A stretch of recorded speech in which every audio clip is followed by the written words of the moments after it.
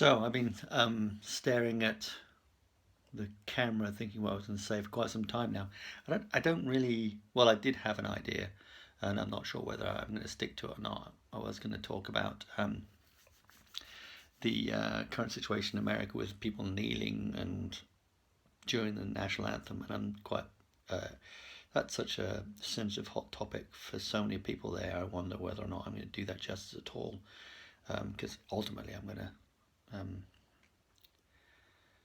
well, sit on the fence is the wrong phrase, because I think that it's one of the essential natures of freedom of speech is you're able to say and do what you want in a peaceful fashion, in a non-violent protest about anything, anywhere, anytime, as long as there's no legislation against that behaviour, and there isn't any legislation against the behaviour that those sporting figures are doing. Whether what they're doing is right is sensible or not, I quite frankly I'm not sure that's a I'm not sure it's a good idea for them to do that, because you know they're working for an employer who may or may not approve of that behaviour, and their salaries are paid by viewers who turn up to the events that they kneel at and may or may not be happy with that behaviour, and they can vote by not turning up or doing many other things, and those people who know me know that I have several friends in America who have differing opinions on that behaviour. Most of them lean on the please stop fucking kneeling and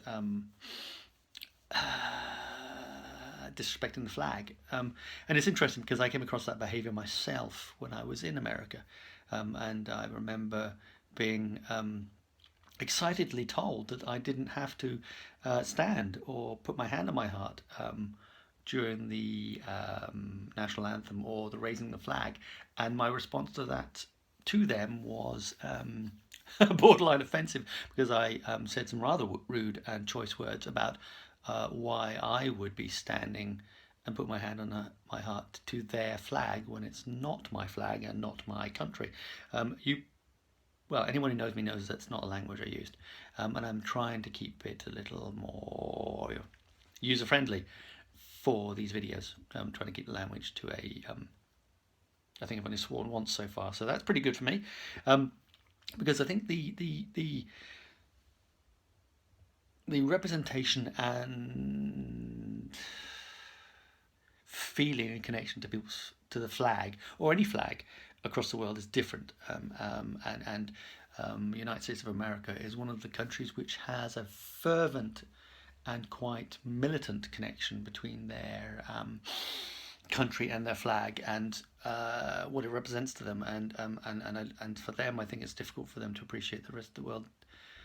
For majority of the rest of the world, that's not the same feeling as a flag. Clearly, flags represent feelings, emotions, and connection to a community or a nation state. But for most people, the flag is that as a symbol. It doesn't hold anything else other than that. I remember watching copies of the Union flag or the Union Jack flag being burnt, and I come from a military family, and pretty much everyone I knew was like, well, okay, sure, burn the flag, it's just a piece of cotton. It doesn't really affect how I feel about my nation state. The fact that you're burning my flag, all it means is I'm watching you nearly burn yourself, and that's given me a bit of chuckles, but other than that, you burning my flag has really no effect on me. And yet you talk to people in the United States, and that has a really quite deep emotive effect on them. It's just a flag. I remember Bill Hicks in the early 90s saying, being stopped by someone saying, yeah, my father died for that flag, and him saying, well, I bought it in Walmart for $3.99. Or, along that was a joke. It wasn't. It was a bit. But all the same, I mean, I kind of feel in that sort of sense is that it's a piece of material. Um, if you can't disassociate your feelings for your nation state from that flag, then you've got other problems other than the fact that um, um, your feeling for your nation state is that fervent you can't have a rational conversation about burning a flag. I mean, someone wants to burn any flag that I might associate any feelings with. I'm well willing to have that conversation with them. Say that I'm unconcerned about that is ridiculous. I think when people say that they don't care about something, I think they misunderstand the word care. Of course I care. Of course I care that someone wants to burn a flag. Um, does it affect me hugely? Not really. Does it affect me smallly? A little bit, but it's just a flag. It's just a piece of cotton to wrap up feelings of emotion or discontent or I am rambling a bit now, aren't I? A lot of what comes from this is that when you have a connection to your nation and you wrap it all up in a flag or an anthem, it's very easy and dangerous to project your feelings of how you feel about your nation state onto other people. And when they do something that you find reprehensible or distasteful or you despise, i.e. kneeling during the national anthem, you're projecting your feelings of your nation state onto them and then taking back from them what you think they're doing to your representation of your feelings. And so